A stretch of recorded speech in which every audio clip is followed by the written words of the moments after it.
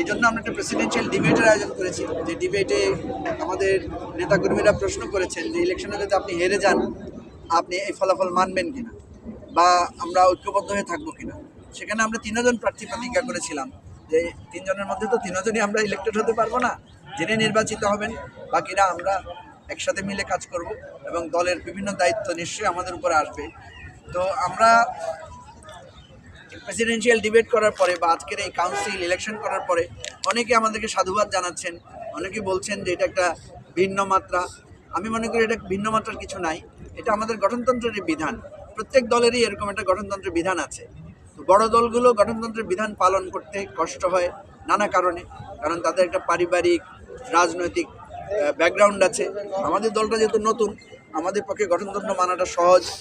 ভবিষ্যতে যখন আমার জেলা পর্যায়ে কাউন্সিল হবে, জেলা পর্যায়ে এরকম নেতৃত্ব নির্বাচন হবে, সেখানেও কিন্তু একটা থ্রেট আছে, একটা ঝুঁকি আছে, নেতাদের মধ্যে একটা দলাদলি বা বিভেদের সূচনা হতে পারে। এটা আমাদের মাথায় আছে। আমরা দলের নেতাকর্মীদেরকে উদ্বুদ্ধ করার চেষ্টা করছি যে ইলেকশন গণতন্ত্র এটাই সৌন্দর্য, যে আমরা প্রতিদ্বন্দ্বিতা করব, জনমতের ভিত্তিতে নেতৃত্ব তৈরি করব, কিন্তু কেউ হারবে কেউ জিতবে, আবার সবাই মিলে দলের জন্য কাজ করব। এইভাবে দলের কর্মীরাও নিজেদেরকে শক্তিশালী মনে করবে। এই যে আমরা যখন ভোট চাচ্ছি কর্মীদের কাছে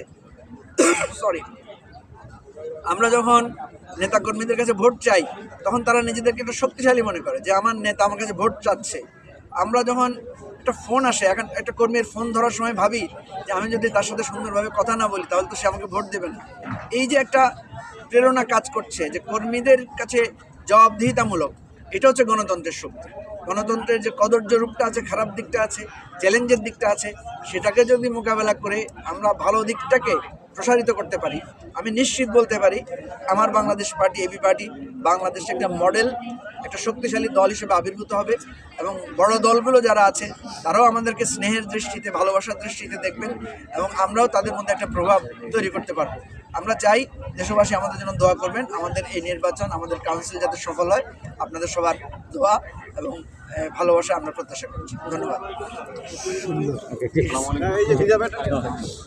চলো নামাজে যাই। কেমন আছে? এখানে নিবেন?